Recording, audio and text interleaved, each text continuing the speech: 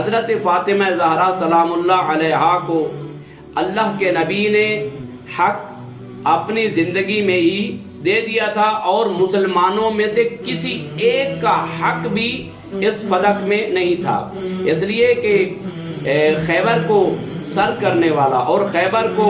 اکھاڑنے والا اور خیبر کو فتح کرنے والا وہ کون سا شخص ہے تاریخ میں آپ سب دیکھ سکتے ہیں کہ پیغمبر اکرم کی معیت میں اور ان کے ساتھ میں اس خیبر کو کس نے اکھاڑا تھا، وہ خیبر شکن کون ہے؟ وہ تاریخ میں واحد امیر المومنین علی ابن ابی طالب حیدر کرار نظر آتے ہیں کہ پیغمبر اکرم نے جن کے بارے میں فرمایا تھا کہ لَأُعْطِيَنَّ الرَّعْيَةَ غَدًا رَجُلًا كَرَّارًا غَيْرَ فَرَّارٍ يَفْتَحِ اللَّهُ بَيْنَ يَدَيْهِ عَلَى يَدَيْهِ کہ میں کل علم لشکر اس مرد کو دوں گا کہ جو کرار ہوگا، فرار نہیں ہوگا، وہ دوڑ کر جانے والا، میدان کو چھوڑ کر بھاگ جانے والا نہیں ہوگا، بلکہ جم کر لڑنے والا ہوگا۔ پیغمبر اکرم کے ساتھ مل کر اس خیبر کے میدان میں پیغمبر کے حکم کے ساتھ امیر المومنین لڑے اور مرحب کو زیر کیا، مرحب کو فنار و سقر کیا، اور خیبر کو فتح کرنے کے بعد جب یہودیوں نے دیکھا کہ اب ہمارے بس میں کچھ نہیں، تو انہوں نے بغیر کسی جنگ کے اس فتح کی سرزمین کا کچھ حصہ پیغمبر اکرم کو بغیر جنگ کے دینے کا مطالبہ کیا۔ جب انہوں نے یہ مال دیا فتح کا تو یہ مال فے تھا، یعنی بغیر گھوڑے دوڑانے اور بغیر تلوار چلانے کے اللہ کے رسول کو یہ مل گیا۔ جب یہ مل گیا تو یہ مال فے قرار پائے۔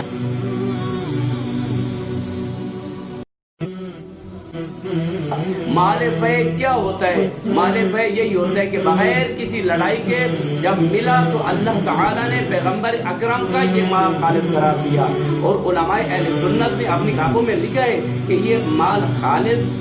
پیغمبر اکرم کے لیے تھا اور پیغمبر اکرم کا مال تھا۔ جب پیغمبر اکرم کا مال تھا اور جب آیت نازل ہو چکی، جو لوگ کہتے ہیں کہ اس صحابی نے کہا تھا کہ پیغمبر فرماتے ہیں کہ ہمارا انبیاء کا گروہ کوئی چیز چھوڑتا نہیں ہے اور ان کا کوئی مال نہیں ہوتا، تو میں ان سے یہ پوچھتا ہوں کہ اللہ نے نبی کو کیا فرمایا؟ وَآتِ ذَا الْقُرْبَى حَقَّهُ، اے نبی تو ذی القربہ کو حق ادا کر۔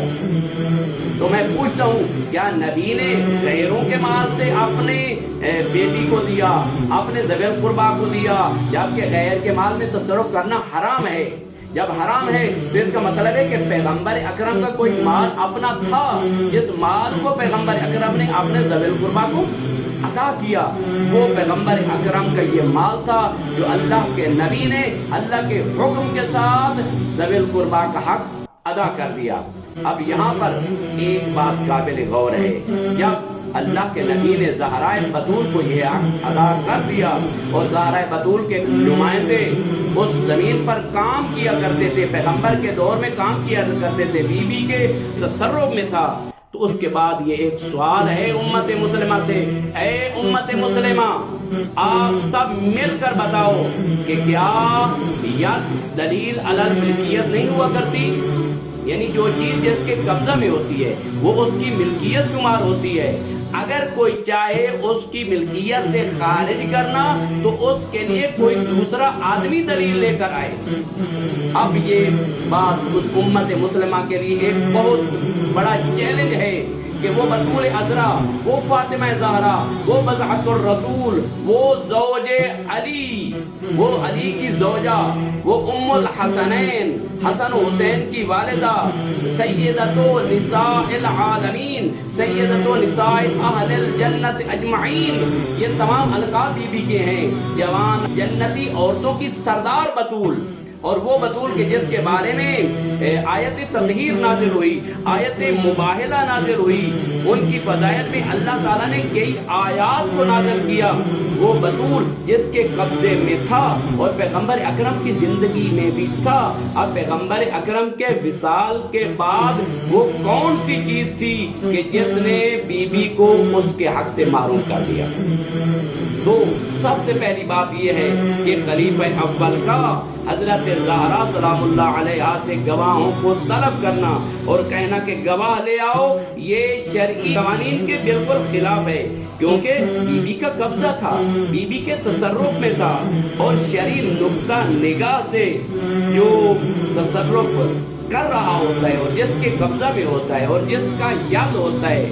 اور جس کے تصرف میں ہوتا ہے اور وہ چیز اس کو استعمال کر رہا ہوتا ہے شخص، اس سے کبھی بھی گواہ طلب نہیں کیے جاتے، اس سے کبھی بھی قسم نہیں لی جاتی، بلکہ خود قبضہ اس کے حاکم ہونے کی اور اس کے مالک ہونے کی دلیل ہوا کرتا ہے۔ سب سے پہلی بات یہ ہے کہ اس خلیفہ نے زہرا سے جو گواہ مانگے وہ قانون محمد مصطفیٰ اور شریعت محمد مصطفیٰ کے بالکل خلاف ہے۔